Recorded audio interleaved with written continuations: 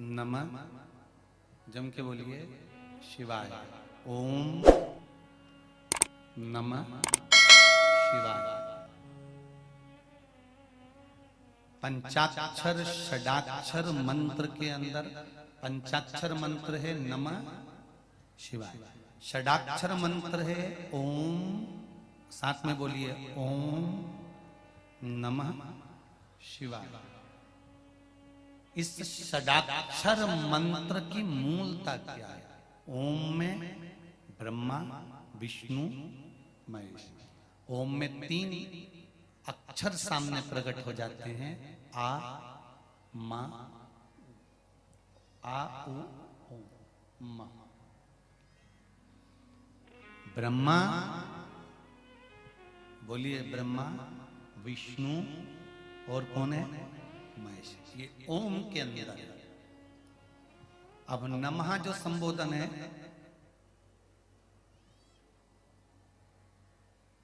उस नमः संबोधन में शांति और पुष्टि समाई गई।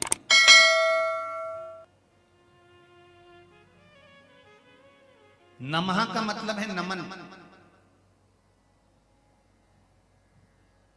ब्रह्मा विष्णु और महेश ये ओम हो गए और हम इनको नमन करते हैं। अर्थात इस नमः शब्द में शांति भी है, पुष्टि भी है, नमन भी है। अब बचा शिवाय। शिवाय में आद्य शक्ति जगदम्बा है, शिवाय में ब्रह्म शक्ति है, शिवाय में 33 कोटि देवताओं की जो उनके वज्र में, उनके त्रिशूल में, उनके चक्र में, उनके शंख में जो जो शक्तियां होती हैं, वो सारी शक्तियां केवल शिवाय शब्द में है। कौन से शब्द में है? शिवाय।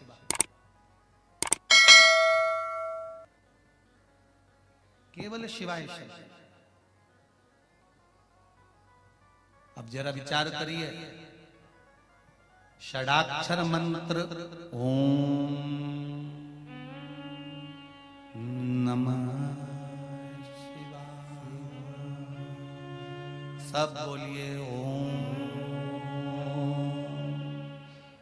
नमः शिवाय, ओम नमः। इस षडाक्षर मंत्र में 33 कोटि देवताओं का संपूर्ण बल समाहित होता है।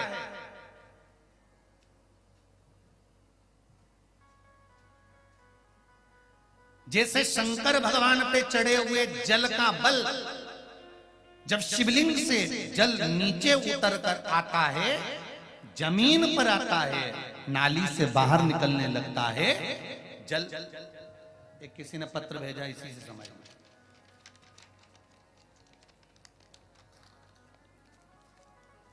ये शिवलिंग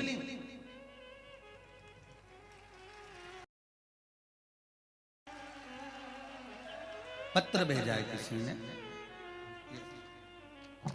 ये शिवलिंग, इसका चढ़ाया हुआ जल जब बहता बहता बहता बहता अंतिम छोर पर आता है, इस पीठ के अंतिम छोर पर आता है, और अंतिम छोर पर आने पर उस जल का मात्र नयन पर स्पर्श ही कर लेना सारी इंद्रियों को केंद्रित कर देता है। मात्र स्पर्श कर देना।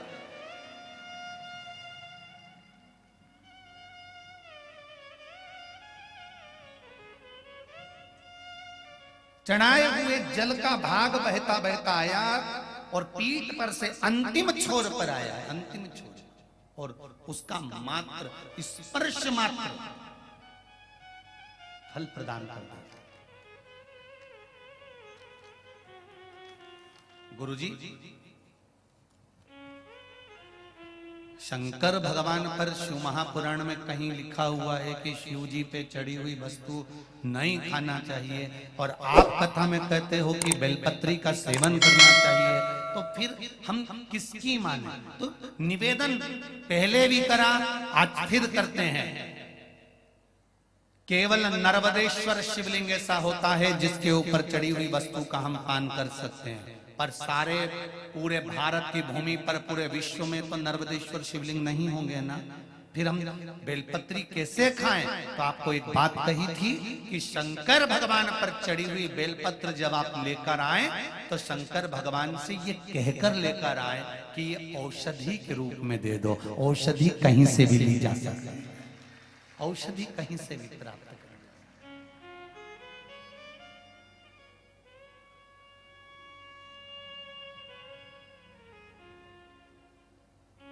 उस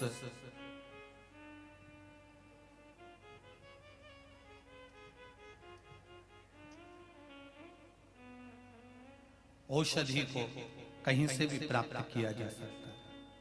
कैसे? घंटी बजाते हो मंदिर में, बोलते जाओ जरा, सागर वालों, ठीक है। काय के लिए बजाते हो? मंदिर में जाके घंटी क्यों बजाई जाती है? भगवान को बताने के लिए कि आ गए हैं।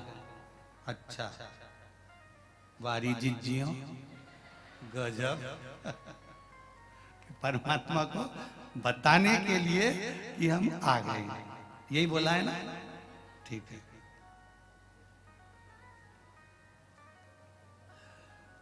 तुम माता के गर्भ में जब आए थे ना, उस दिन जिसको मालूम है कि तुम आ गए,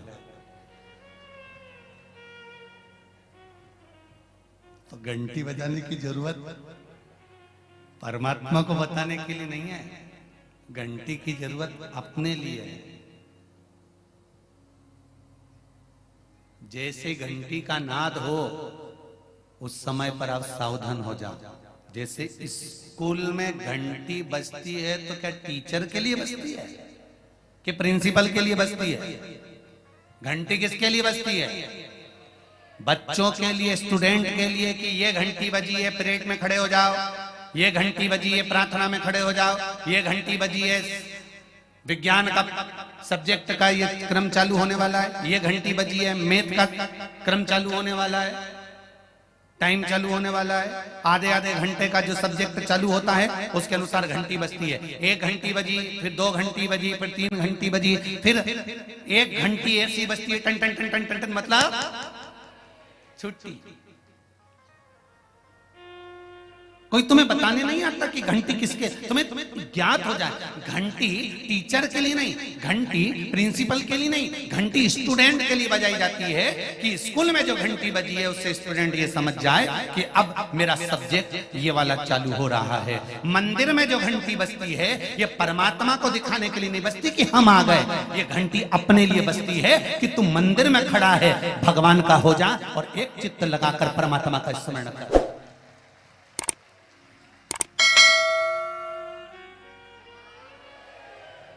ये घंटी अपने लिए बची है कि हम परमात्मा के दरवाजे पर आए हैं और परमात्मा में हमारा चित्त लगाना है। जिज्जियों, अच्छे से सुन लेना, घंटी बजाकर हमें भगवान से नहीं कहना कि हम आ गए हैं। ये कोई घर थोड़ी ना है। भगवान को तो माता के गर्भ में जब हम आ गए थे, उस समय से माता के गर्भ में जब हम पहुंचे थे, उस समय से परमात्मा को मालूम है कि तू संसार में जन्म लेने वाला है। और देखो, तुम साहूकार बनोगे कि चोर बनोगे, ये भी उसको मालूम है।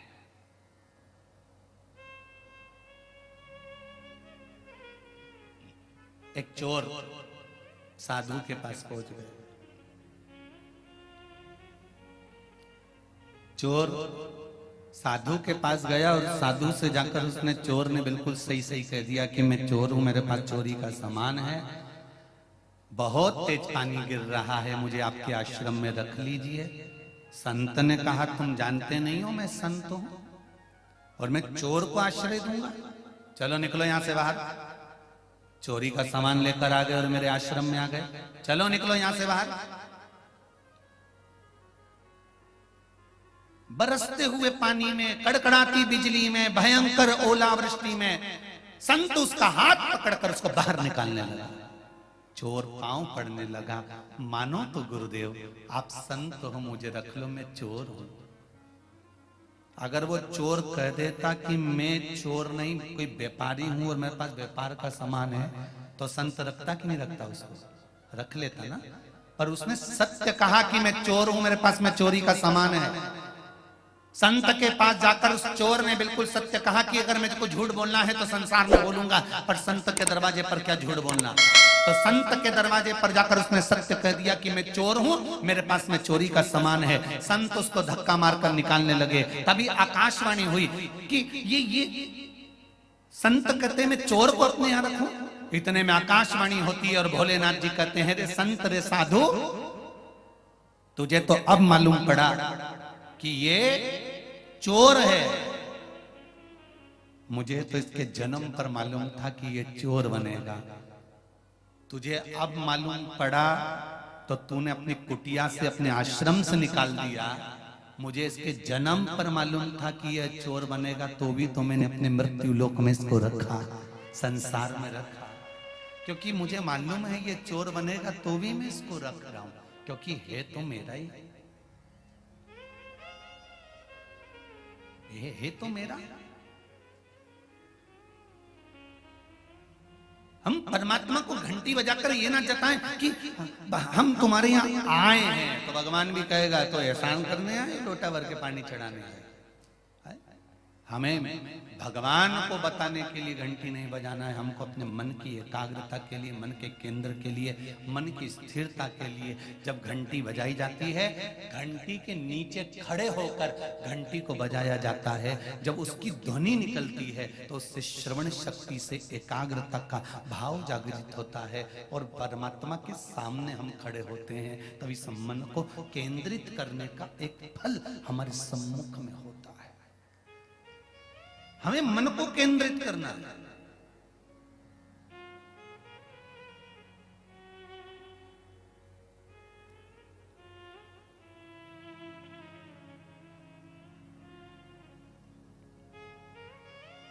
और जब अपना मन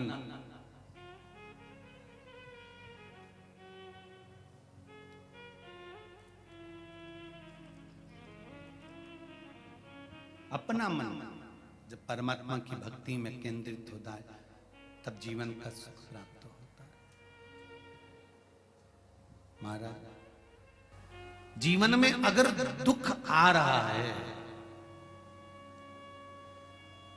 जीवन में अगर दुख आ रहा है और वो दुख धीरे धीरे कर कर अगर कट रहा है, वो दुख धीरे धीरे कर कर समाप्त हो रहा है, तो आप परमात्मा को धन्यवाद देना चालू करना कि तेरी कृपा से यह हुआ है जो मेरा दुख धीरे धीरे कट रहा है और मालूम नहीं पड़ रहा। प्रतिदिन भगवान से कहते रहा करो कि भगवान मुझे दुख देना तो एक साथ मत देना, मुझे कष्ट देना तो एक साथ मत देना। जैसे मेरी माँ रोटी बनाती है तो आटे में थोड़ा सा नमक डाल लेती है, अगर मुट्ठी भरकर नमक डालेगी, ढेर सारा नमक डालेगी, तो वो रोटी खारी हो जाएगी, ना उसे गाय खाएगी ना उसे स्वान खाएगा, वो रोटी कोई नहीं खाएगा, फिर वो रोटी पड़ी रहेगी। उसी तरह भगवान से कहना, भोलेनाथ अगर मेरी किस्मत में, क्योंकि कर्म का भोग तो मनुष्य को भोगना पड़ेगा, मानव का शरीर तो भोगना तो पड़ेगा, जो पूर्व में कर्म कर कर आए हो उसका भोग भोगना तो पड़ता ही है। माता सीता ने एक चिड़िया को कैद में रखा तो माता जानकी को कैद में रहना पड़ा। कश्यप बाबा ने वरुण देवता की गाय को ले जाकर अपने कक्ष में बांध लिया था, यज्ञशाला में बांध लिया था, और गाय के बछड़े रोते रहे तो वरुण देव ने कश्यप बाबा को भी श्राप दे दिया था कि तुम्हें मृत्यु लोक में जाकर, जैसे मेरे गाय के बछड़े अपनी मां के लिए रो रहे हैं, तुम पृथ्वी पर जाओगे और वसुदेव बनोगे और तुमको तुम्हारी औलाद के लिए रोना पड़ेगा। तो ये तो कर्म का दंड है जो मनुष्य को भोगना। आए हो तो भोगना तो पड़ेगा, पर परमात्मा से कहते जाओ, परमात्मा से बोलते जाओ कि हे परमात्मा इतनी कृपा करना, जैसे आटे में नमक डाला जाता है और रोटी में स्वाद आता है, उसी तरह हमारी जिंदगी में दुख तो बहुत आएंगे, क्योंकि हमने पूर्व में क्या करा हमको क्या मालूम है। हम क्या क्या कर्म कर कर आए ये हमें ज्ञात थोड़ी ना है। इसलिए परमात्मा एक काम करना, अगर दुख देना तो एक साथ मत देना, तकलीफ देना तो एक साथ मत देना, कष्ट देना तो एक साथ मत देना। आटे में नमक के बराबर थोड़ा थोड़ा दुख डाल डाल कर देते जाना, तो हम उसको झेलते जाएंगे, हम उसे झेल कर समाप्त करते जाएंगे। पर तू अगर एक साथ दे देगा तो हमसे झेला नहीं जाएगा।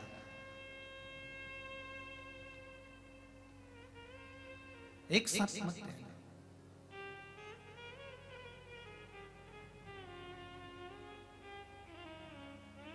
महाराज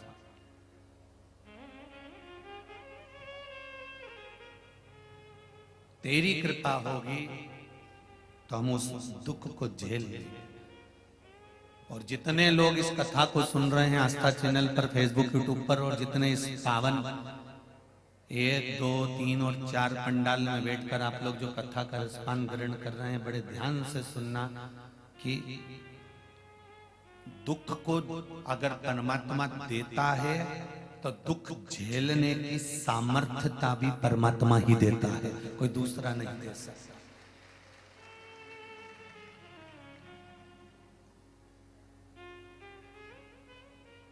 एक कैंसर के मरीज को देखना, जिसकी किडनी, जिसका लीवर खराब हो गया और उसका डायलिसिस चल रहा हो, उसको देखना। उसका पूरा शरीर,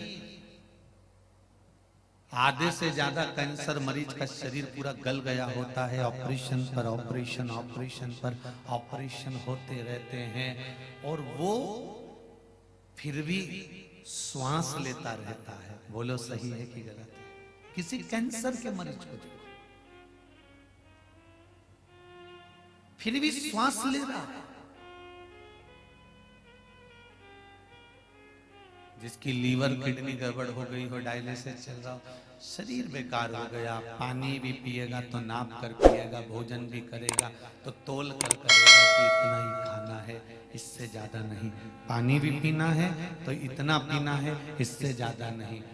इतना ही भोजन ग्रहण करना है, इतना ही पानी पीना है, ये फल नहीं खाना, ये चीज मत खाना, लौकी की सब्जी खाना बिना उसको बगरे हुए, बड़ी साधारण सी जिंदगी, फिर भी श्वास चल रही है।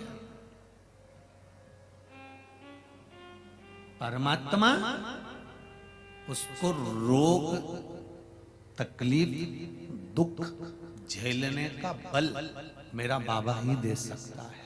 किसी की सामर्थ्यता नहीं हो सकती, किसी की सामर्थ्यता नहीं है। दुख झेलने का बल देगा तो मेरा बाबा देगा। किसी के घर में अगर बेटियों का जन्म हो जाता है, किसी के घर में 1 बेटी हो गई, 2 बेटी हो गई, 3 बेटी हो गई, 4 बेटी हो गई, तो माता पिता को दुख नहीं करना चाहिए कि इनको पढ़ाएगा कौन, इनका पालन कौन करेगा, इनका विद्याध्ययन कौन कराएगा, इनका विवाह कौन कराएगा, इनको पढ़ाएगा कौन, इनको आगे कौन बढ़ाएगा, इनको निभाएगा कौन। अगर तुम्हारे घर में बेटियों का जन्म हुआ है तो एक बात का स्मरण हमेशा रखना कि परमात्मा जिसके घर में बेटी देता है तो उस बाप के भाग्य को भी खोल ही देता है। अगर बेटी का जन्म हुआ है तो पिता के भाग्य को खोलता है। 3 के भाग्य का धन हर व्यक्ति को मिलता है। पहला बेटी के भाग्य का, दूसरा गौमाता के भाग्य का, तीसरा संत ब्राह्मण के भाग्य का। अगर बेटी ने जन्म लिया है तो पिता, जब बेटी विवाह के लायक हो जाएगी, जब बेटी का विवाह, मंगल विवाह का समय आ जाएगा, जब बेटी के विवाह का समय आ जाएगा, तो ये निश्चित है कि पिता के पास कहीं से भी धन आएगा और बेटी का विवाह सोचा नहीं होगा, उससे दुगना होगा और अच्छा होगा। ये शिव की कृपा होगी। रोते तो हमें, बेटी ने जन्म ले लिया, बेटी ने जन्म ले लिया, क्या होगा और क्या। और मेरा बेटियों से भी निवेदन है,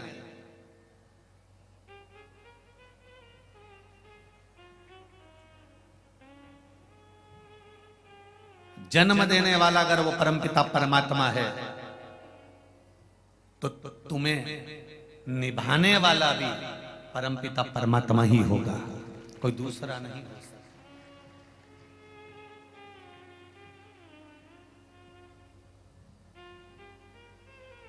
कई बेटियां ऐसी होती हैं जिनको मायके से बड़ा, मेरे मायके वाले हमको नहीं पूछ रहा है, मेरे मायके वाले मुझे नहीं पूछ रहा है, मेरे मायके वाले मुझे नहीं बुला रहा है, मेरे मायके से कोई फोन नहीं करता है, मेरे मायके से कोई मुझे लेने नहीं आता है, मेरे मायके में मेरे भैया भाभी हैं वो मुझे पूछते नहीं है, मेरे मायके में मेरे ताऊ चाचा हैं वो मुझे पूछते नहीं है, मेरे मायके में ऐसा हुआ उन्होंने मुझे पूछा नहीं, मेरे मायके में ये हुआ उसने मुझे बुलाया नहीं, मेरे मायके में वो हुआ उसने मुझे पूछा नहीं, मुझे फोन आया नहीं। मेरी बेटियों से निवेदन है, जितनी तुम्हें मायके से आस रहती है कि मायके वाले तुम्हें पूछें, तुम्हें मायके वाले बुलाएं, तुम्हें मायके वाले हम बुलाते रहें, तो शंकर भगवान की कथा का स्मरण करना। माता सती के साथ भी यही हुआ था। तुम ये आशा लगा कर मत बैठना कि मायके वाले तुम्हें बुलाएं या तुम्हें पूछें, तुम्हें तो आशा देवाधिदेव महादेव से लगाना चाहिए कि शंकर मुझे बुलाए।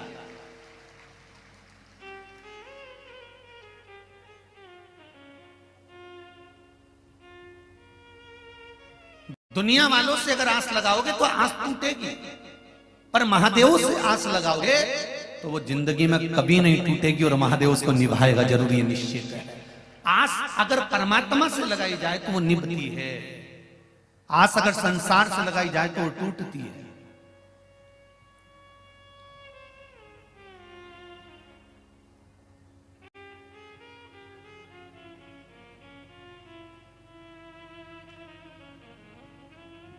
जरा सा मौसम गड़बड़ होता है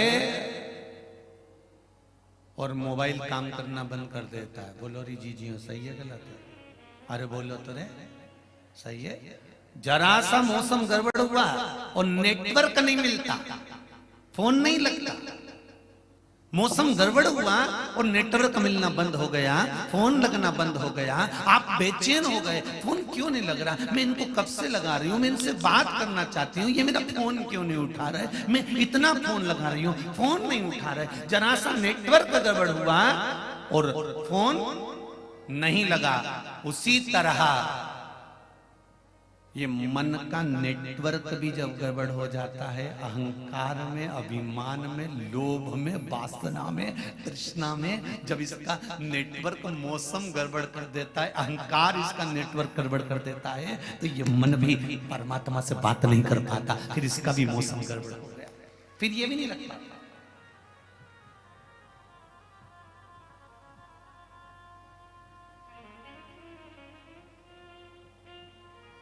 फोन सही नंबर डायल करोगे, सही नंबर डायल करोगे तो सही जगह फोन लगेगा। बोलो सही है? और अगर नंबर गलत डायल कर दिया तो फिर सही जगह फोन नहीं लगेगा, रॉन्ग नंबर फोन लगेगा। घंटी बजेगी जरूर, फिर रॉन्ग नंबर पर लगेगा, घंटी दूसरी जगह बजेगी। अब घंटी बजाना थी तुमको बेरू को और वो बज गई जगदम्बा का।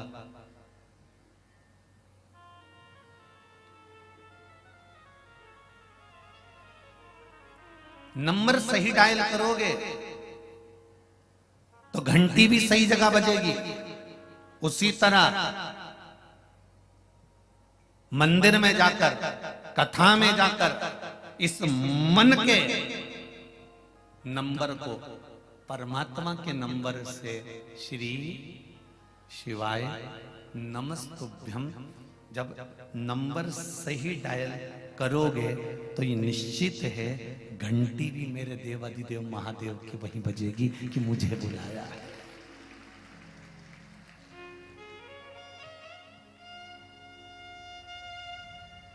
नहीं तो तुम लोटा लेके पानी का घर से गई तो थी,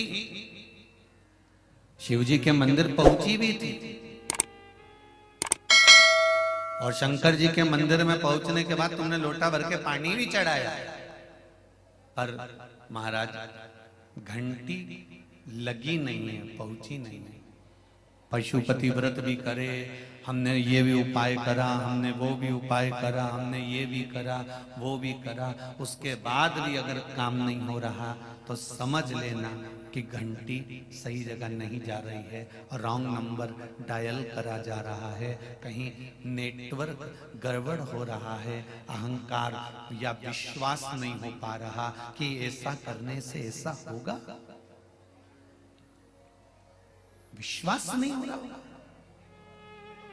भरोसा नहीं हो रहा होगा। मैंने तेरे ही भरोसे ओ बाबा तेरे ही भरोसे हवा बिच उड़ती जावांगी बाबा डोर तो छड़ी ना मैं कटी जावांगी। ओ भोले में तेरी पतंग शंभू में तेरी पतंग हवा बिच उड़ती जावांगी बाबा डोर तो छड़ी ना मैं कटी जावांगी।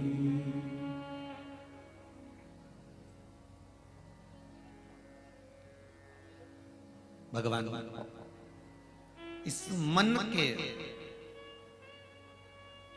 नंबर को परमात्मा के सही नंबर से हमें जोड़ना है।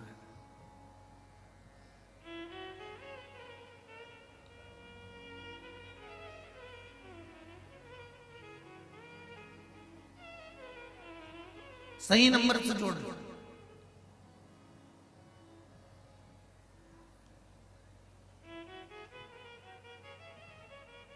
आप में से कितने लोग हैं जो मोबाइल चलाते हो तो आंख बंद कर लेते हैं? अरे बोलो तो जम के।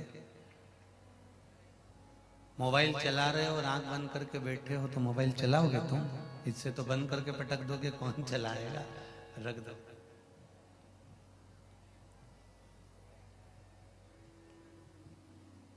मोबाइल चलाते समय दृष्टि भी जम के बोलो जरा मोबाइल पर होना चाहिए।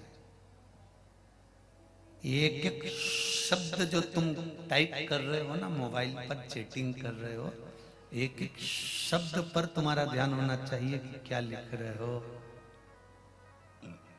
काका जी कैसे हो? लिखते लिखते एक मात्रा भी, एक शब्द भी गड़बड़ हो गया, लिख रहे थे क्या कर रहे हो, और एक शब्द भी गड़बड़ हो गया तो लिखा जाए कहां मर रहे हो, शब्द का गड़बड़ हो जाए।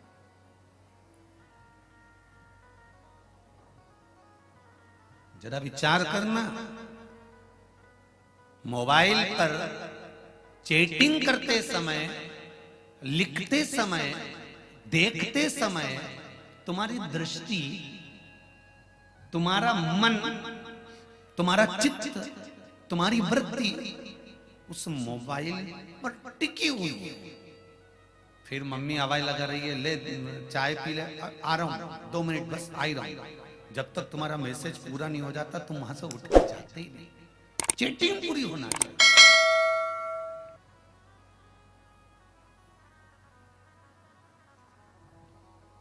जब मोबाइल चलाते समय तुम दूसरे की नहीं सुनते तो शिवजी पे जल चढ़ाते समय इन संसार वालों की क्यों सुनते हो? उसकी भक्ति में जब रमो तो ये मन, ये चित्त और ये दृष्टि उसमें होना चाहिए।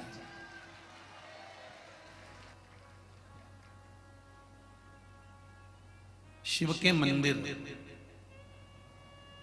शिवालय में पहले तो एक बात अच्छे से जान लो कि शंकर का मंदिर नहीं होता, शिवालय होता है। क्या होता है? शिवालय। शिव के मंदिर का बार बार अगर गुणगान आए तो आपको समझ लेना है कि वो मंदिर नहीं है, वो शिवालय है।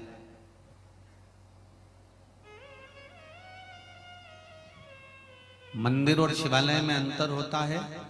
मंदिर में जो भगवान बैठते हैं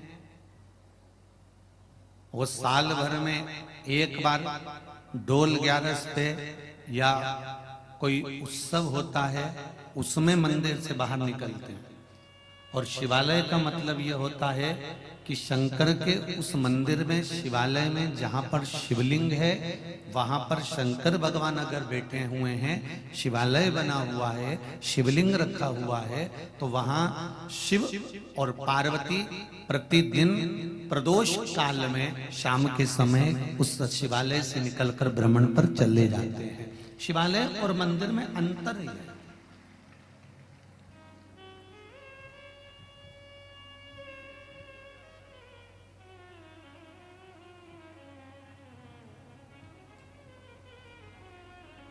मंदिर और शिवालय में एक अंतर और भारी है। मंदिर का मतलब होता है मन के अंतर्गत परमात्मा की मूर्ति को स्थापित कर लेना।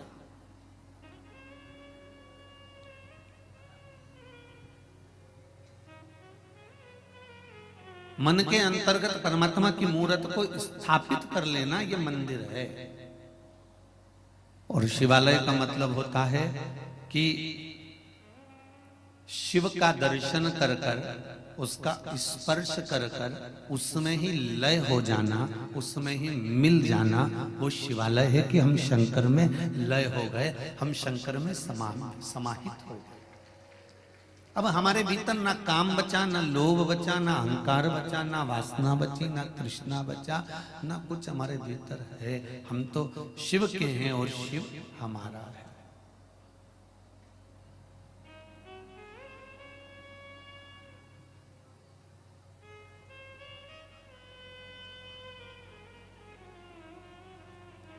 पर 5 कर्मेंद्री, 5 ज्ञानेंद्री और एक मन,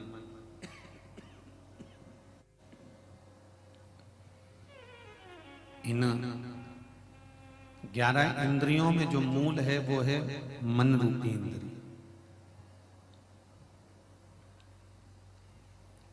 सागर वाले जरा सावधानी से सुनिएगा कथा के स्मरण को, कि मन रूपी इंद्री अगर एक बार परमात्मा तक पहुंच गई तो बाकी की ये 5 कर्मेंद्रियां हैं, 5 ज्ञानेंद्रियां हैं, ये फिर भटकती नहीं है, फिर ये सीधे परमात्मा की ओर।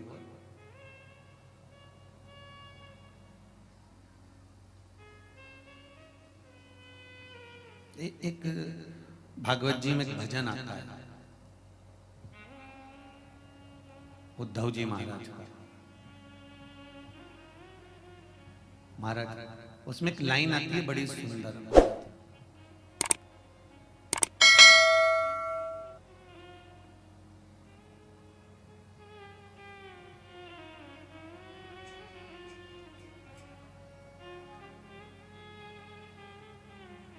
जिनके हृदय में श्याम समाए,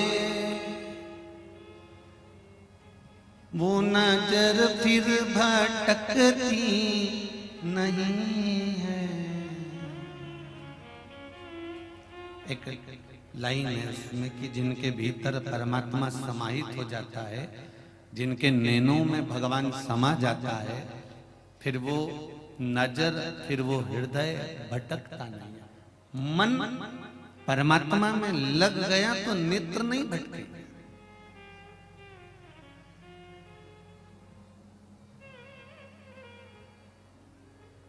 जो असल में है मस्ती में डूबे, उन्हें क्या परवाह जिंदगी की।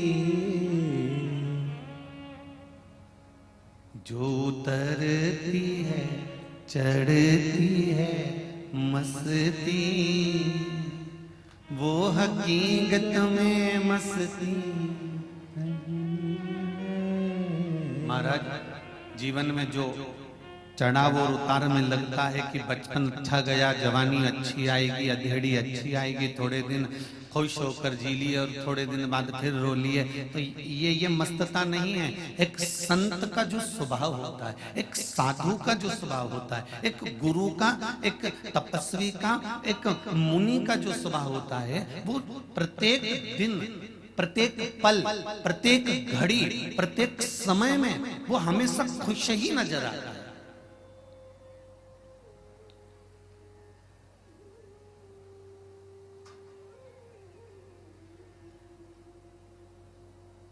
उसमें उसको प्रसन्नता नजर आती है, उसके पास में उसको सुख, बस वो उसका एक सुख है कि मुझे परमात्मा ने जो दिया है वो कम ना दिया है, मुझे जो सुख मिला है वो कम ना मिला है, मुझे जो आनंद मिला है वो कम ना मिला है, जो मिला वो बहुता में मिला है।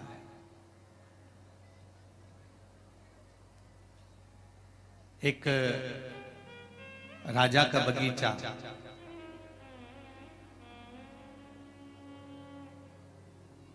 और राजा के बगीचे में बहुत सारे फल लगे। रोज राजा आता था तो माली उनको फल टोकनी में भरकर दे देता था। आज राजा नहीं आया तो माली ने सोचा कि फल लेकर मैं ही चले जाता। माली ने टोकनी में जो अच्छे फल थे, जो माली को अच्छे लग रहे थे, उसने वो भर लिए और भरकर ले जाकर राजा के चरणों में रख दिया। महाराज आज ये बगीचे के फल। राजा माली से फल की टोकनी लेकर साइड में रख लिया, नृत्य देखता रहा और उस फल में से उठा उठाकर माली को फल मारता रहा।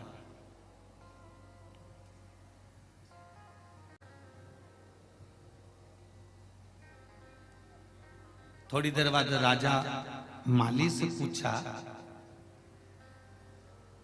आप जा रहे हो? हाँ।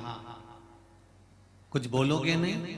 माली ने कहा, मुझे बोलना तो केवल मेरे भोलेनाथ जी से है कि उन्होंने मेरी बुद्धि अच्छी रखी और आज जो मैं फल लेकर आया उस फल में मैं अंगूर लेकर आया, नारियल लेकर नहीं आया। ये शिव ने मेरे ऊपर कृपा करी, ये मेरे भोलेनाथ ने मेरे ऊपर कृपा करी कि फल में मैं अंगूर लाया और आप मुझे अंगूर उठा उठा कर मारते रहे। अगर मैं नारियल लेकर आ जाता, श्रीफल लेकर आ जाता और आप मुझे वो फेंक कर मारते तो शायद मेरा सिर ही फट जाता, इतने नारियल अगर मुझ पर पड़ते। फिर कहूंगा, मोबाइल चलाते समय तुम्हारी दृष्टि मोबाइल में रहती है, नेत्र मोबाइल में रहते हैं, टाइप करते समय तुम्हारा मन मोबाइल में रहता है। किसी अच्छे से जब चैटिंग चलती है तो मुख पर स्माइल भी रहती है। बोलो सही है कि गलत है? ये तीन चीजें चैटिंग करते समय, मोबाइल चलाते समय तुम्हें ध्यान करना है कि मोबाइल पर चलाते समय नेत्र मोबाइल पर है, मन मोबाइल पर है, चेहरे पर स्माइल है। यही कि यही जब मेरे देव अधिदेव महादेव से आप बात कर रहे हो, जल चढ़ा रहे हो, बेलपत्री चढ़ा रहे हो, मेरे शंकर के शिवालय में बैठकर उसकी आराधना कर रहे हो, श्री शिवाय नमस्तुभ्यम मंत्र का जाप कर रहे हो, या पंचाक्षर मंत्र नमः शिवाय बोल रहे हो, या षडाक्षर मंत्र ओम नमः शिवाय बोल रहे हो, तब तुम्हारा ये मन, तुम्हारी ये दृष्टि, तुम्हारा ये चित्त मेरे देव अधिदेव महादेव में होना चाहिए, तो वो सफलता मिलेगी निश्चित।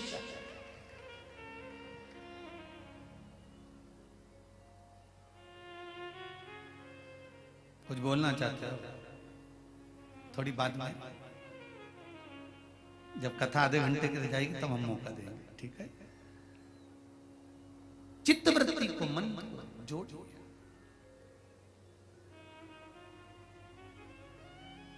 जब मन चित्त शिव में लग जाए तो फिर जीवन भटकना छूट जाए।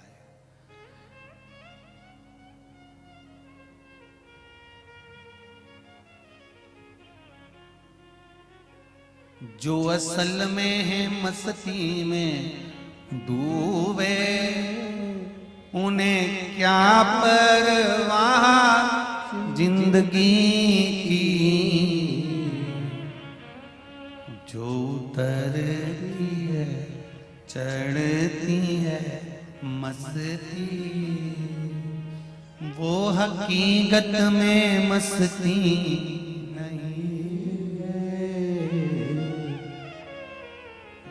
तो प्रेम की बात है, ओधो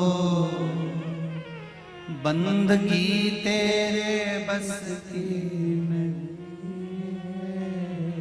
आप मन चित्त परमात्मा में लगाओ तो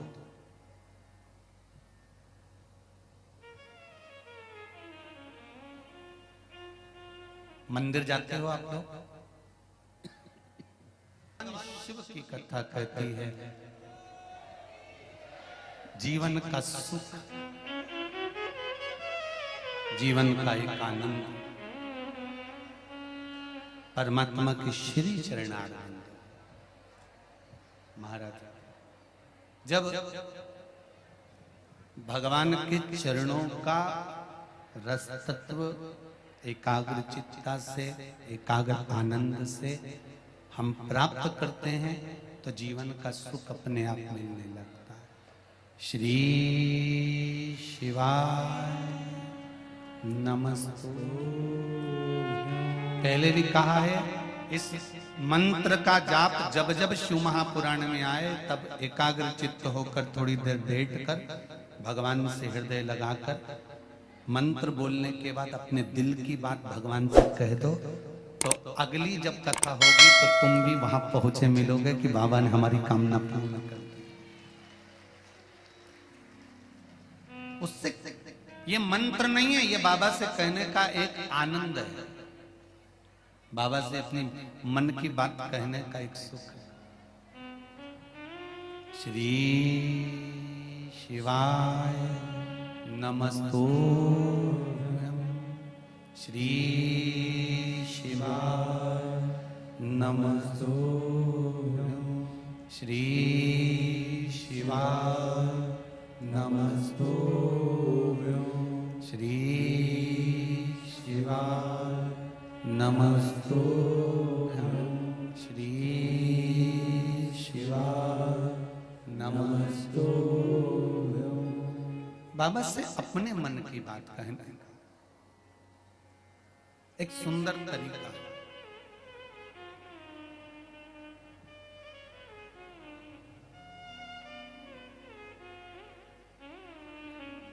इस मंत्र का बल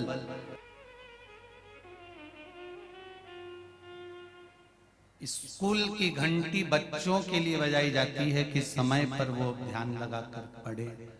मंदिर की घंटी भक्त के लिए बजाई जाती है, जो घंटी बजा रहा है उसके लिए बजाई जाती है कि आप बाबा पर विश्वास कर कर उसका स्मरण करें तो जीवन का सुख प्राप्त अवश्य होगा।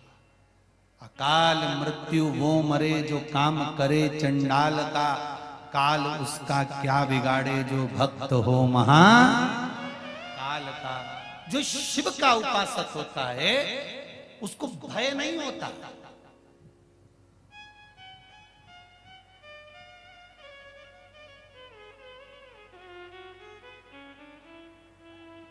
अगर भगवान की करुणा हो, भगवान की कृपा हो तो कई बार श्राप भी अगर लग जाए ना तो वो भी फलीभूत हो जाता है।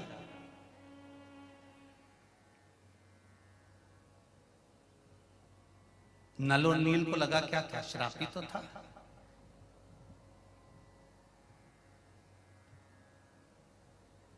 ये नल और नील जब जन्म लिए थे मात्र 5 वर्ष की आयु थी इनकी, और इन दोनों बालकों ने क्या उपद्रव मचाया था।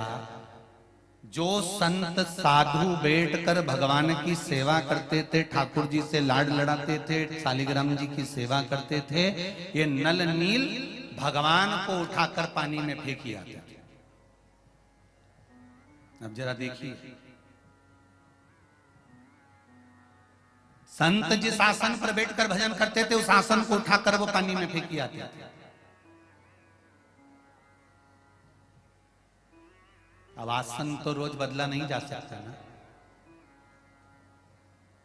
आसन की बड़ी महत्वता है शिव महापुराण में कि जिस आसन पर बैठकर हम पूजन करते हैं उस आसन की महत्वता जरूर जानना।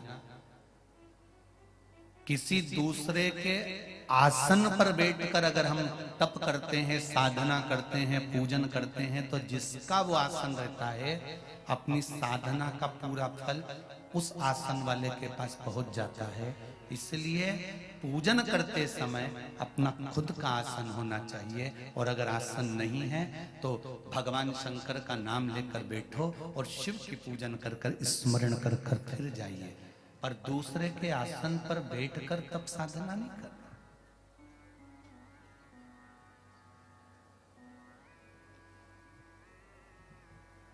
स्वयं का आसन रखिए।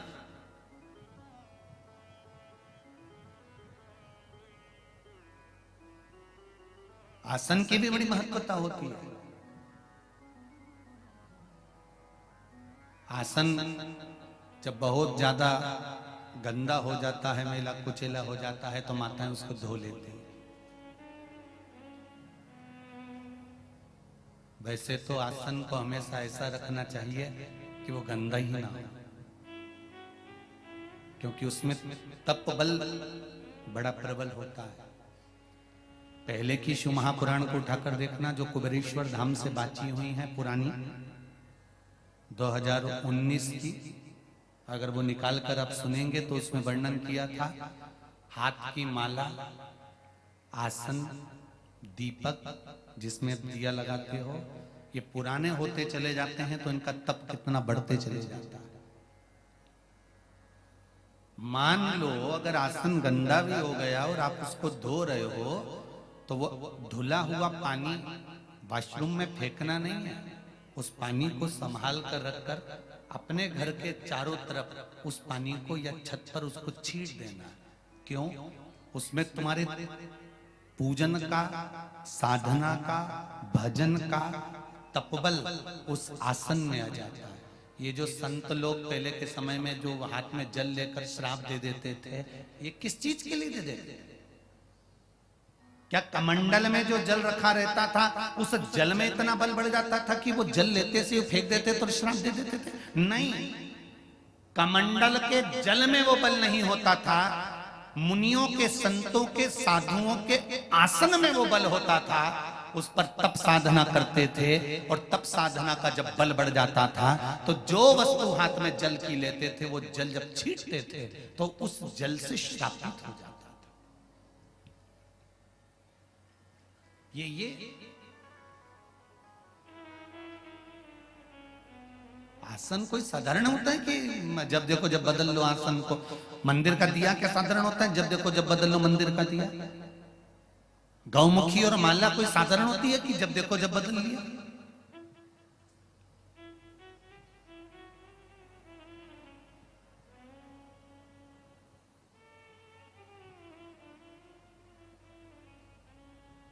जैसे माला की मूलता है, तुलसी की माला अगर आप जप रहे हो तो उसमें मन का रुद्राक्ष का नहीं होना चाहिए।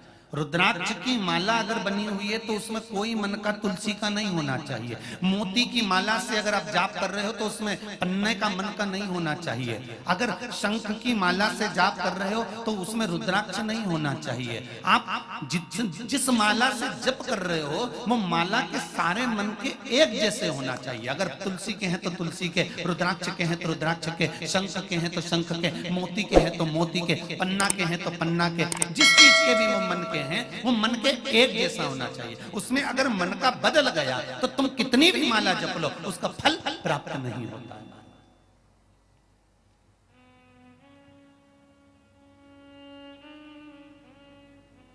एक जैसा मन का होना चाहिए, उसका फल 1000 गुना हमें प्राप्त हो जाएगा। और अगर कोई मन का तुमने फैशन डिजाइन में बदलवा लिया कि नहीं हमको तो इसमें तुलसी की माला में रुद्राक्ष की माला का मन का लगा दो, या रुद्राक्ष में मोती लगा दो, या मोती में तुम एक काम करो शंख लगा दो, या शंख की जगह तुम पन्ना लगा दो, पुखराज लगा दो, तो ये श्रेष्ठता नहीं करता हमारा।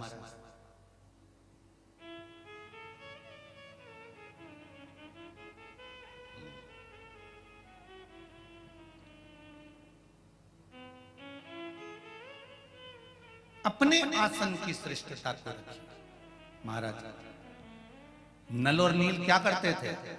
इनको कोई आशीर्वाद नहीं मिला था।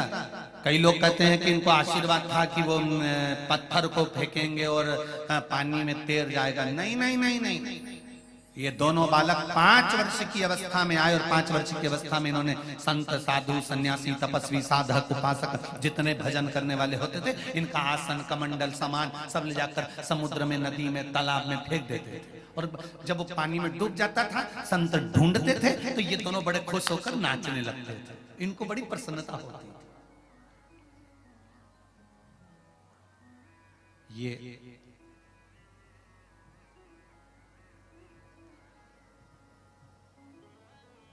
कई बार इनके माता पिता को, अश्विनी कुमारों को बताया गया कि भाई तुम्हारी बच्चे ऐसा कर रहे हैं। अब बच्चों को समझाया भी पर बच्चे माने नहीं तो क्या करें। खूब समझाया, खूब कहा।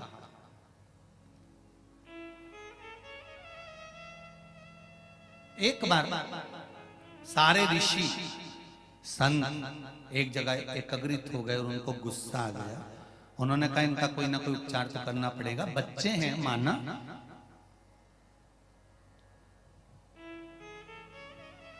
गलती करें बच्चे, पर गलती जैसी गलती करें तो चल जाए, पर बच्चे जब कोई छोटी सी चींटी जा रही है और छोटा सा बच्चा उस चींटी को मार रहा है और मां प्रसन्न हो रही है तो ये मां की गलती है। कोई चींटा निकल कर जा रहा है, चींटे को अगर बच्चा मार रहा है और मां प्रसन्न हो रही है तो ये माता की गलती है। गलत काम करने पर बच्चा अगर छोटा है तो उसको छोटी अवस्था में ही उसको डांट देना चाहिए, उसको समझा देना चाहिए। बांस अगर गीला है तो उस गीले बांस को नवा देना चाहिए तो नब जाएगा, और अगर बांस सूख गया उसके बाद नवाओगे तो वो टूट जाएगा। उसी तरह यहाँ ऋषियों ने, संतों ने विचार करा कि गजब काम कर रहे हैं, छोटे छोटे बच्चे हैं और सामान ले लेकर नदी में फेंक रहे हैं। इन्होंने श्राप दे दिया, ए नल और नील,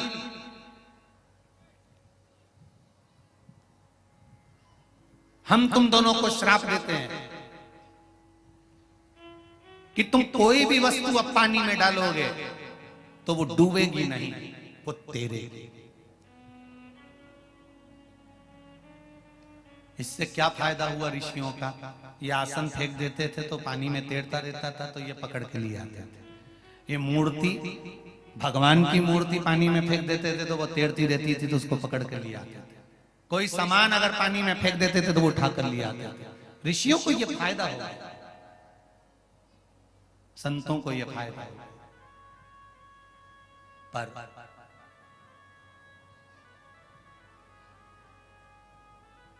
श्राप भी अगर भगवान की शरणागति में पहुंच जाता है ना, तो वो श्राप नहीं रहता, वो वरदान हो जाता है। वो श्राप नहीं रहेगा, फिर वो वरदान हो गया।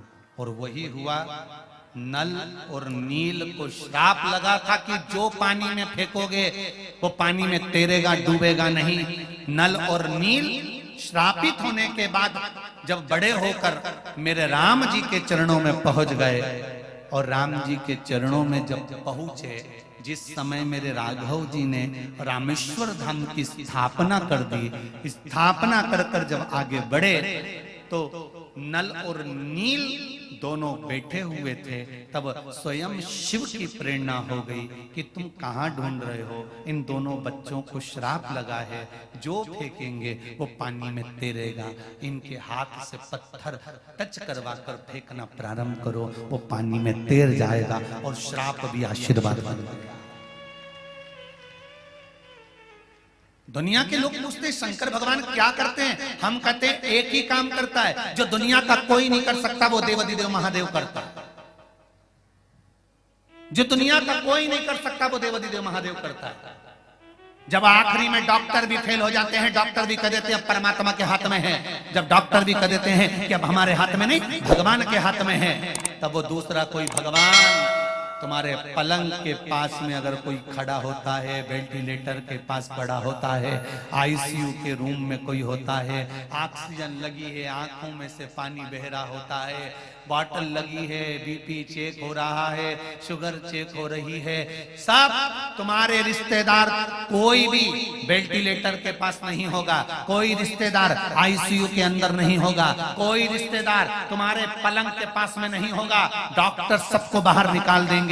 तब उस जगह पर केवल एक होगा, जो तुमने एक लोटा पानी शंकर को चढ़ाया है, वो महादेव तुम्हारे सिराने खड़ा होगा।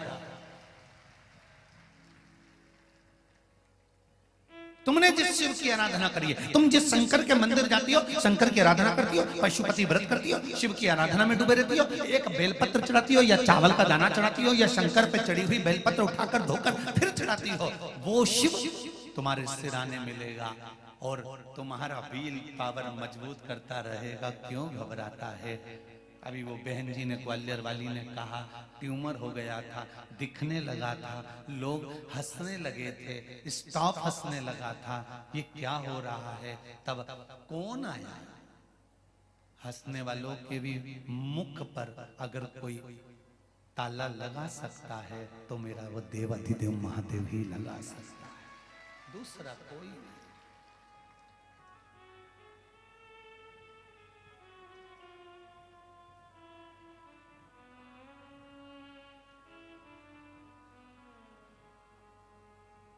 कोई दूसरा नहीं।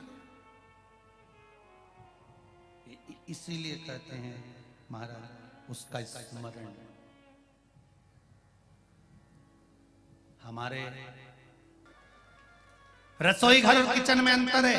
रसोई घर में रोज भोजन के बाद में पोछा लगता था, या भोजन बनने से पहले सुबेरे माताएं एक कपड़ा गीला कर कर पोता लगाती थी, उसके बाद में चूल्हा जलाती थी। आज के जमाने में तो बिना नहाए, बिना मुख धोए, भले तुम बिना नहाए तुम अपनी जगह पर हो गए, हो सकता है तुम्हारी नींद ना खुलती हो, लेट खुलती हो, पर जब भी रसोई घर में चाय की हंडी चढ़ाओ, चाहे तुम चाय बनाओ, सबसे पहले अगर गैस चालू कर रहे हो, अग्नि को प्रकट कर रहे हो, रसोई घर में भोजन बना रहे हो, तो पहले उस रसोई घर में भोजन से 3 दोष उत्पन्न होते हैं। उस 3 दोष को मिटाने के लिए पहले एक कपड़ा गीला कर कर, भले पत्थर क्यों ना है, उसको पोंछ देना चाहिए, तो 3 दोष समाप्त हो जाते हैं। घर में से क्लेश, अशांति समाप्त हो जाता है। भोजन में 3 दोष होते हैं। पहला जाति दोष, दूसरा निमित्त दोष, तीसरा आश्रय दोष। कौन कौन से 3 दोष हैं? पहला जाति दोष, दूसरा निमित्त दोष और तीसरा आश्रय दोष।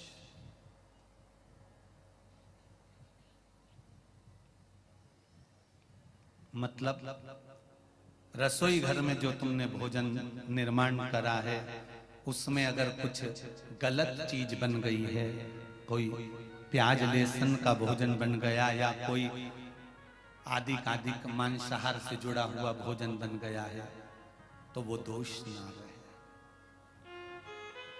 दूसरा, भोजन जो बनकर तैयार हुआ है, उस भोजन पर घर में 4-5 माताएं रहती है, तो कोई ना कोई रजस्वला होती ही रहती है।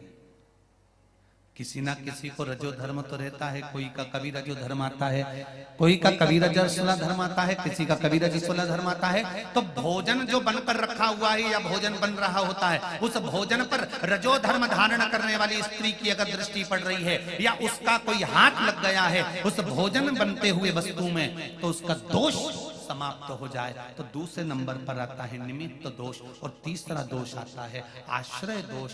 अपन कहां से चलकर आए और रसोई घर में प्रवेश कर कर अपन ने भोजन बनाया, अपने पांव की पादुका या अपना चरण में जो रज कहीं बाहर की गलत आकर प्रवेश कर गई है, तो वो दोष ना रहे। इसलिए भोजनशाला में भोजन बनाते समय और भोजन बनाने के बाद अगर तुम सुबेरे सुबेरे पोछा नहीं लगा सकते, तो रात्रि में जब तुम्हारा भोजन पूर्ण हो जाए, या सुबेरे का भोजन जब तुम्हारा पूर्ण हो जाए, उसके बाद में एक कपड़ा लेकर उस भोजन के प्लेटफॉर्म को, उस रसोई घर को एक कपड़े से तुम्हें नोकर,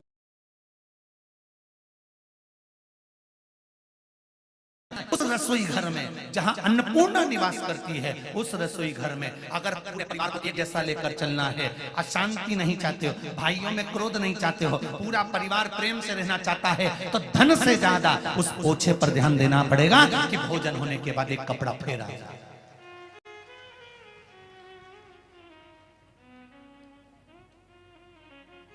और यदि आपने रात को पोछा नहीं लगाया है, तो सुबह रसोई घर चालू करने से पहले पोछा फेरो। 3 दोष से निजात होना चाहिए, 3 दोष मिटना चाहिए। वो दोष समाप्त होगा, और समाप्त होगा तब भोजन का जो निर्माण होगा उसमें एक सुख प्राप्त होगा, एक सुख।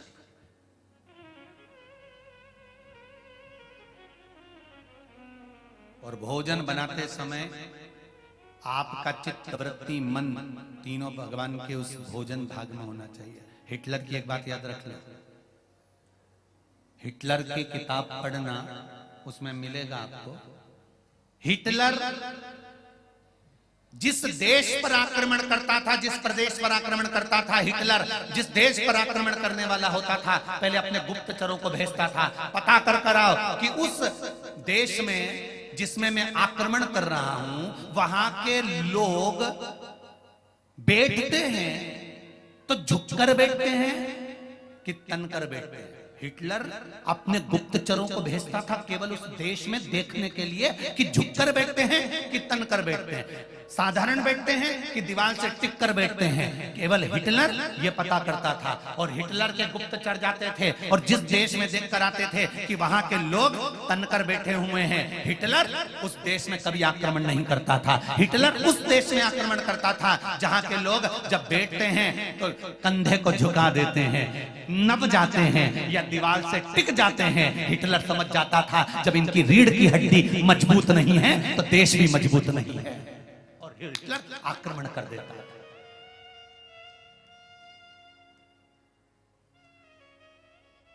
हिटलर उस देश पर आक्रमण कर देता जिसकी रीढ़ की हड्डी मजबूत नहीं। इसलिए हमारा शास्त्र कहता है, हमारा योग आश्रम कहता है, हमारा पतंजलि कहता है, हमारा योग कहता है, हमारे वेद और हमारे शास्त्र कहते हैं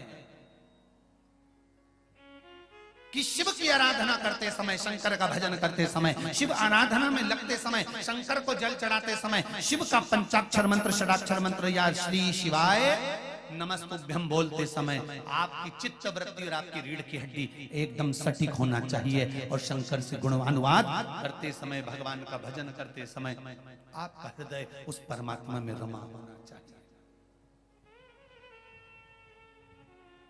चित्त रमा।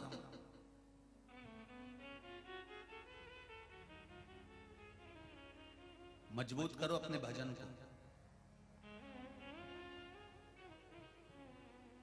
ओम नमः शिवाय। ओम नमः शिवाय। ओम नमः शिवाय। आप अपना कर्म करते जाओ, आप भगवान का भजन करते जाओ, आप स्मरण करते जाओ, आगे उसकी मर्जी, वो क्या देता है महाराज उसको मालूम है।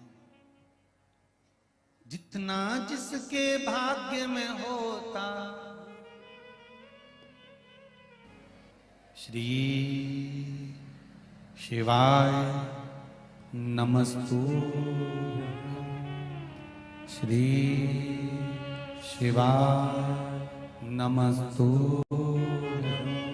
श्री शिवाय नमस्तु, श्री शिवाय नमस्तु, श्री शिवाय नमस्तु। शंभो शरणे मांगू घड़ी रे, दुख काटो दया करी ने दर्शन। शिव कथा कह रही है महाराज, आप चित्त वृत्ति से जो भगवान का भजन करते हो उसका फल अवश्य प्राप्त होता है, ये निश्चित है।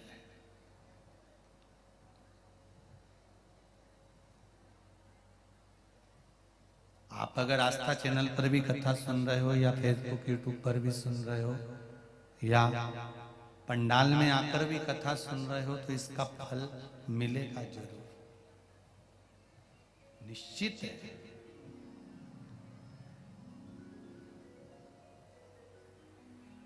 जमीन में से अगर पानी चाहिए तो 30 फीट इधर खोद लो, 40 फीट उधर खोद लो, 50 फीट उधर खोद लो, इधर बोर लगवा लिया 100 फीट का, उधर बोर लगवा लिया 150 फीट का, ऐसे पानी निकलने वाला नहीं है।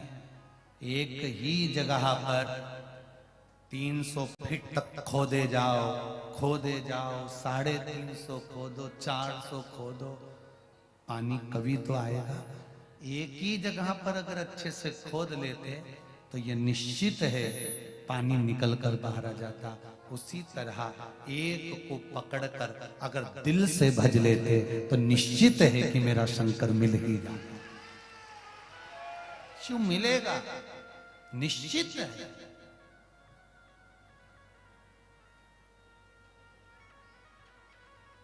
उसको पाना कठिन नहीं है।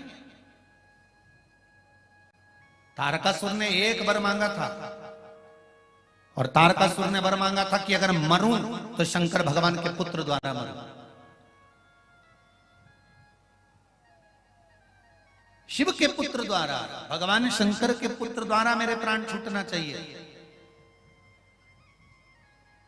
इंद्र कहते मेरा आसन चले गया, सिंहासन चले गया। कोई कहता है मेरी सत्ता चली गई, कोई कहता है मेरा वैभव चले गया, कोई कहता है मेरा राशि ठाट चले गया, कोई कहता है मेरा यहाँ का राज्य चले गया।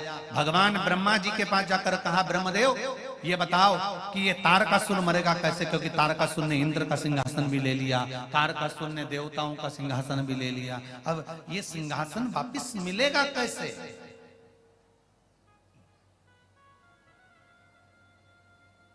कैसे प्राप्त होगा? तो ब्रह्मा जी ने एक बहुत सुंदर बात की है, आप भी थोड़ा सा ध्यान दीजिएगा इस बात पर। सभी लोग इस बात पर जरूर ध्यान देना कि ब्रह्मा जी ने एक शब्द कहा, ब्रह्मदेव ने कहा, इंद्र तुम्हारा सिंहासन काय से गया? तारकासुर ने आक्रमण करा और तुम्हारा सिंहासन गया। तुम क्या कर रहे थे? इंद्र कह रहे थे मैं अप्सराओं का नृत्य देख रहा था। गरुण वरुण तुम्हारा सिंहासन गया, तुम क्या कर रहे थे? हम अपने कार्य में मस्त थे। बहुत ध्यान देना महाराज इस विषय पर। भगवान जब तुम्हारा हाथ पकड़े और भगवान तुम्हारा जब हाथ पकड़कर तुमको कीचड़ से बाहर निकाल रहा हो, दुख से बाहर निकाल रहा हो, तुम्हारे को उन्नति की सीढ़ी पर ले जाकर जब छोड़ रहा हो, उस समय पर तुम्हारा अहंकार तुम्हारे सामने नहीं आना चाहिए, तो तुम बाहर निकल जाओगे। और अगर अहंकार आ गया, लोभ आ गया, तृष्णा आ गई तो मुश्किल है। मैयर गए हो दर्शन करने? अच्छा, पैदल चढ़े हो? चढ़ते समय जो भी चढ़ता है वो थोड़ा सा झुककर चढ़ता है। ये शरीर चढ़ते समय अपने आप थोड़ा थोड़ा झुक जाता है। बोलो सही है कि गलत है? और उतरते समय शरीर झुकता है क्या? पांव नीचे रखो तो कड़क रहना पड़ता है, झुके कि लुढ़के?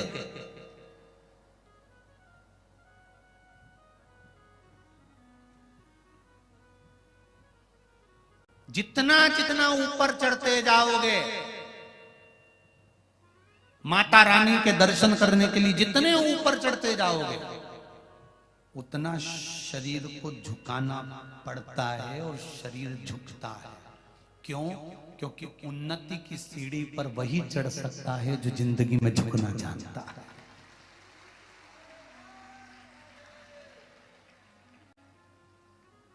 आप अगर झुकना सीख गए, आपने अगर अपने शरीर को नम्रता का भाव प्रकट कर लिया, अपने हृदय में नम्रता का भाव प्रकट कर लिया, मैयर वाली माता के शिखर पर चढ़ रहे हो, मैयर वाली माता के ऊपर दर्शन करने जा रहे हो, शारदा भवानी का दर्शन करने जा रहे हो, चाहे सलकनपुर वाली माता का दर्शन करने बिजासन का जा रहे हो, चाहे देवास वाली माता का चामुंडा का दर्शन करने जा रहे हो, चाहे वैष्णो देवी का दर्शन करने जा रहे हो, चाहे ज्वाला देवी का दर्शन करने जा रहे हो, चाहे चिंतपूर्णी, चाहे मनसा, चाहे चामुंडा का दर्शन करने जा रहे हो, चाहे कालका का दर्शन करने जा रहे हो, ऊपर अगर माता का दर्शन करना है, ऊपर अगर चढ़ना है तो शरीर थोड़ा सा झुककर चढ़ोगे, झुककर चलोगे तो ऊपर चढ़ते चले जाओगे, और अगर अकड़ में चढ़े तो थोड़ी देर में पीछे की पीछे टपक जाओगे।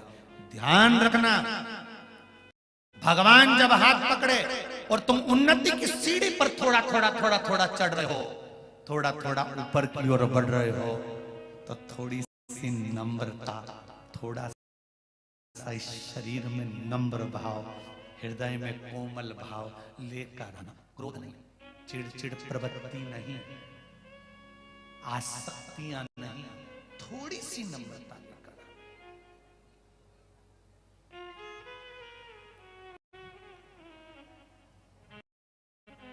शरीर में सबसे पहले सांस छोड़कर जाते हैं। किसी किसी का तो पूरा सोफा सेट ही निकल गया है।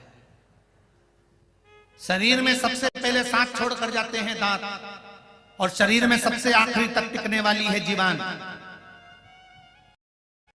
दांत इसलिए सांस छोड़ देते हैं क्योंकि अकड़ते रहते हैं, कल्ले ठट की तरह बने रहते हैं, और जीवान इसलिए आखिर तक टिकती है कि उसमें कोमलता होती है, लचीलापन होता है, नम्रता होती है। जिसमें नम्रता जीवान की तरह होगी वो आखिरी तक मजबूत बना रहेगा और टिका रहेगा। आखिरी धन, संपदा, सत्ता, बहुत ध्यान देना, धन, संपदा, और तीसरे नंबर पर बोला है, जम के बोलो जरा, सत्ता, कुर्सी, पद, प्रतिष्ठा कब तक टिकी रहती है? जब तक आपके भीतर नम्रता रहती है।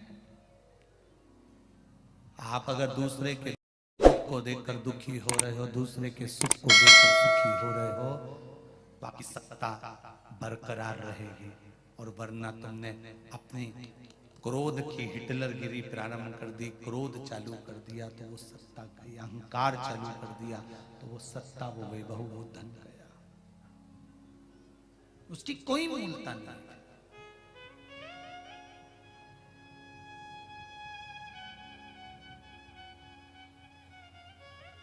वो वैभव समाप्त हो गया, उसकी कोई मूलता नहीं। तारकासुर वर मांग रहे हैं, ब्रह्मा जी से वर मांगा तो वर ऐसा मांगा कि शंकर भगवान के पुत्र द्वारा मेरे प्राण छूटे, किसी और से मेरे प्राण ना जाए।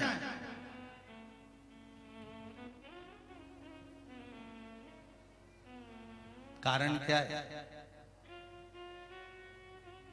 मरना सबको है, मृत्यु सबकी आना है, पर ऐसे ही खाता खाता मरी गया तो वो तो नरक गया, और जो भगवान का भजन गाता गाता मरी गया वो तो परमात्मा की शरण गया। अंतर तो है, दोनों में है। भगवान का भजन करते हुए, स्मरण करते हुए, नाम जाप करते हुए, मंत्र स्मरण करते हुए, श्री शिवाय नमस्तुभ्यम या पंचाक्षर या षडाक्षर मंत्र का स्मरण करते हुए गया तो उसका सुख। अरे जरा एक बार समर्थ रामदास जी के शिष्य छत्रपति शिवाजी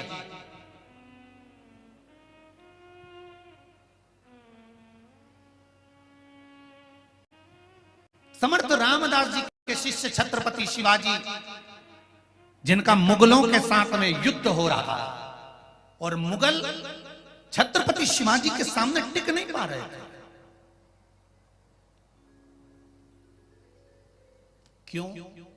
क्योंकि छत्रपति शिवाजी के गुरु समर्थ रामदास जी, और समर्थ रामदास जी ने जो भक्ति का बल छत्रपति शिवाजी को जो मंत्र का बल दिया था वो कोई साधारण नहीं था।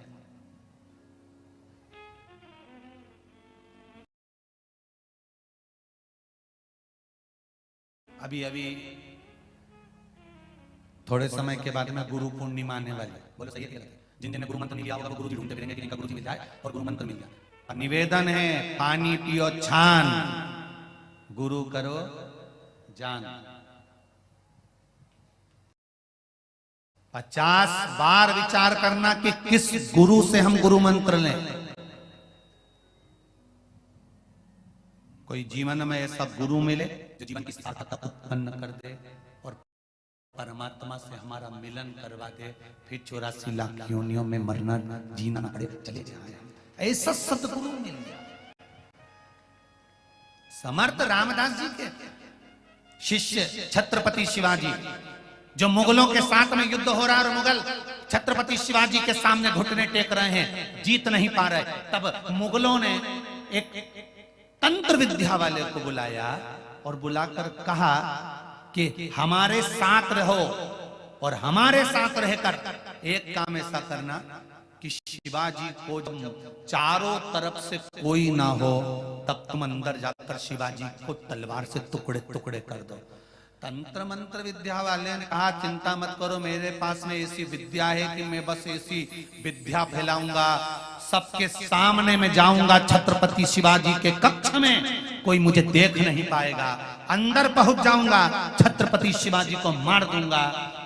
तंत्र विद्या वाले को बुलाकर मुगलों ने उस तंत्र विद्या वाले को तलवार लेकर भेजना प्रारंभ करा और वो किसी को नजर नहीं आया, अंदर पहुंच भी गया जहां छत्रपति शिवाजी सोए हुए थे।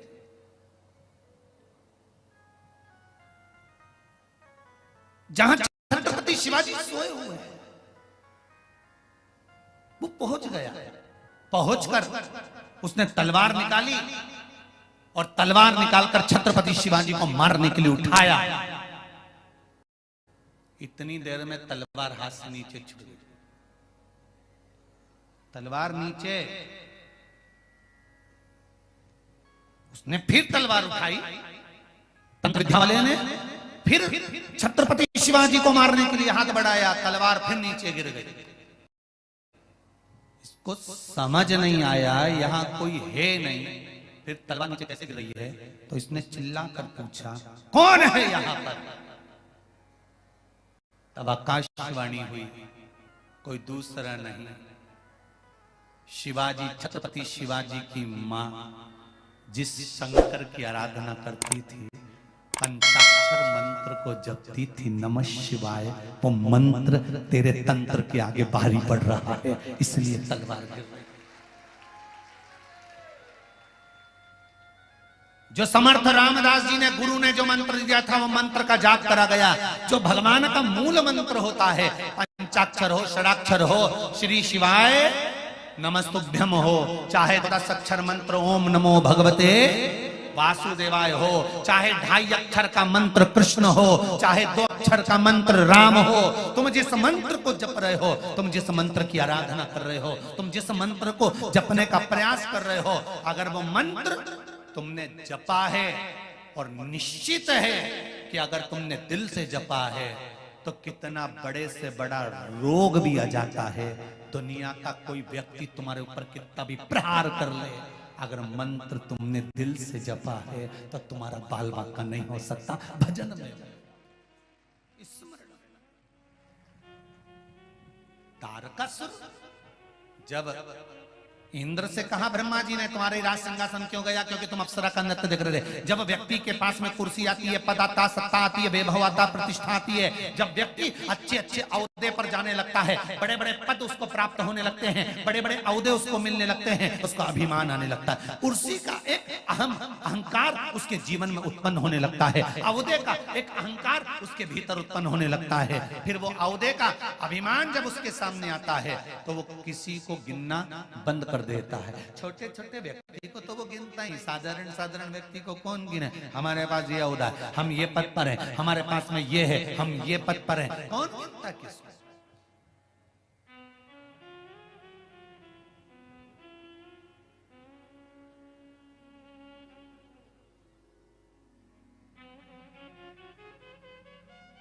कुर्सी पर बैठने वालों को एक बात याद रख लेना चाहिए कि एक ना एक दिन टेबल पे भी मिलोगे।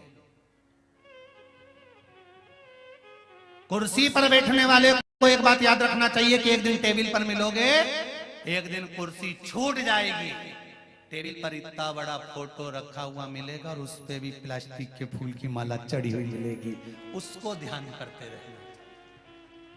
कुर्सी के पद पर अभिमान में, अहंकार में, सत्ता के वैभव में, हमें अभिमतता में नहीं जीना, हमें उस अंतिम क्षण का स्मरण कर कर रखना है। कई लोग कहते हैं गुरुजी शमशान बहुत दूर बना होता है, हम हर बार कहते हैं शमशान कहीं दूर बनाने की जरूरत नहीं, शमशान तो हर चौराहे पर बना देना चाहिए। जैसे चौराहे पर पान की दुकान देखकर पान खाने की याद आती है, कपड़े की दुकान देखकर कपड़ा खरीदने की याद आती है, मोबाइल की दुकान देखकर बैलेंस डलवाने की याद आती है, सब्जी की दुकान देखकर सब्जी खरीदने की याद आती है, उसी तरह निवेदन है शमशान जब हर चौराहे पर बने तो व्यक्ति को अपने अंदर उसको पहचानिए। क्या कारण हो सकता है, किस कारण गई? अभिमान, अहंकार में 3 गए धन वैभव और वंश, नाम तो देख लो रावण कौरव और कंस। धन गया, वैभव गया, वंश गया, रावण गया, कौरव गया, कंस। चलिए शिव कथा कह रहे हैं। समर्थ रामदास जी ने छत्रपति शिवाजी को, समर्थ रामदास जी ने, गुरु ने अपने शिष्य छत्रपति शिवाजी को जो मंत्र दिया था, उस मंत्र की प्रबलता इतनी बड़ी थी कि कुछ दिखा ही नहीं। सब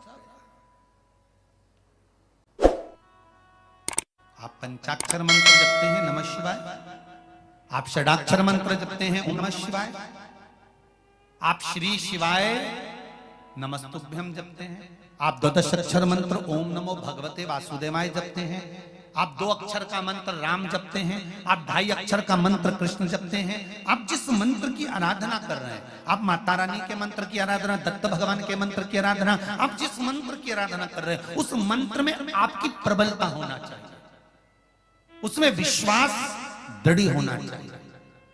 जब विश्वास दृढ़ होता है तो सुख अपने आप होता है। कल कथा में कहा था विश्वास सब पर करो, विश्वास सब पर करो, पर शिव महापुराण की कथा कहती है भरोसा केवल देवाधिदेव महादेव पर करो, केवल मेरे शंभू पर भरोसा। भोलेनाथ दया करना,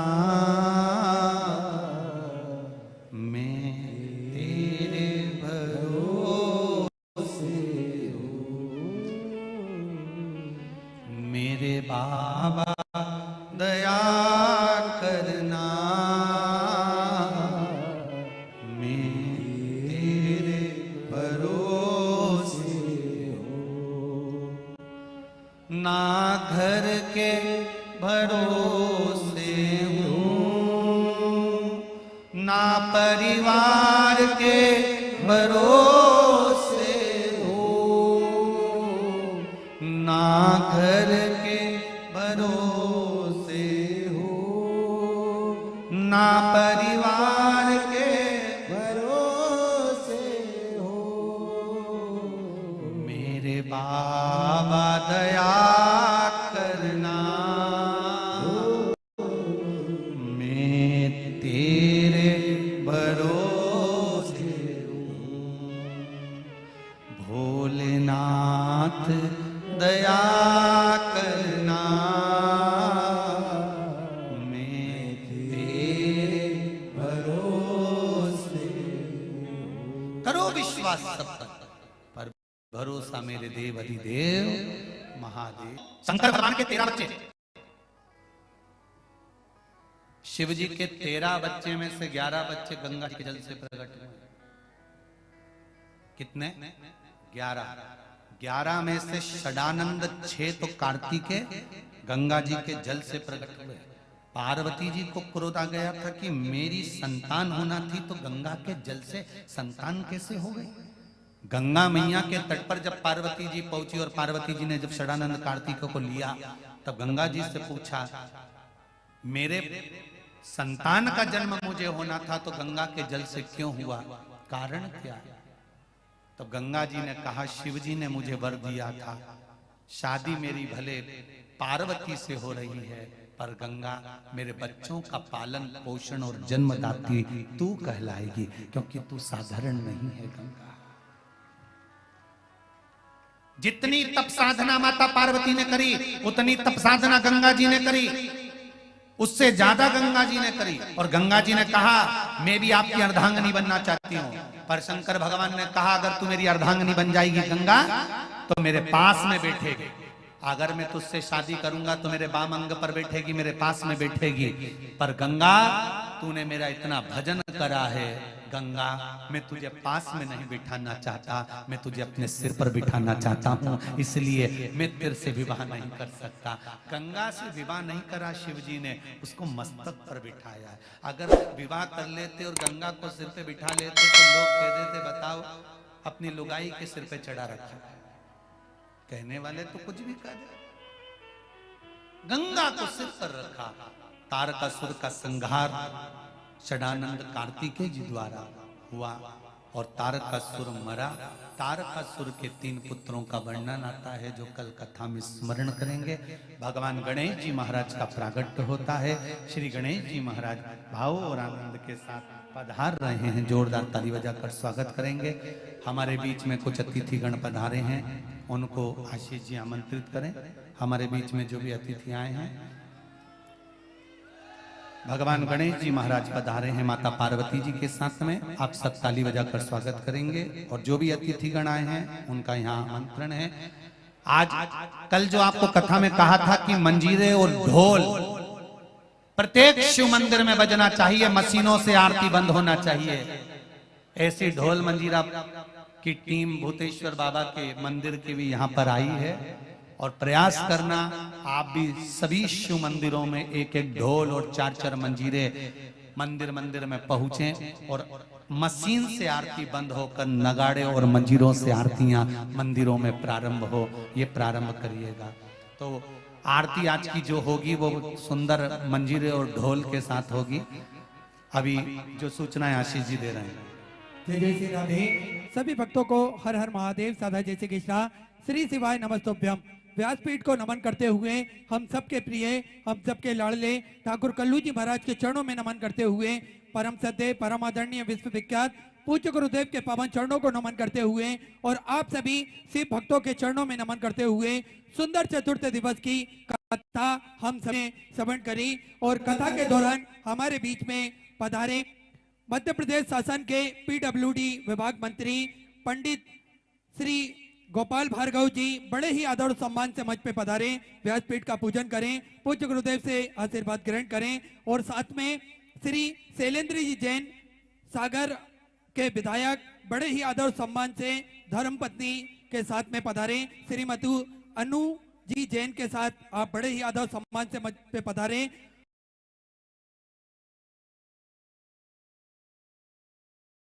इसी क्रम में पूर्व विधायक श्री सुनील जी जैन आप भी सपत्नी बड़े ही आदर सम्मान से मंच पर पधारें, व्यासपीठ का पूजन करें, पूज्य गुरुदेव से आशीर्वाद करें। और सुंदर कथाओं के माध्यम से आज चतुर्थ दिवस की कथा हम सभी ने श्रवण करी और निरंतर एक मार्गदर्शन के रूप में हम सभी को पूज्य गुरुदेव के वचनामृत सुंदर कथाओं के माध्यम से श्रवण करने को प्राप्त होते हैं।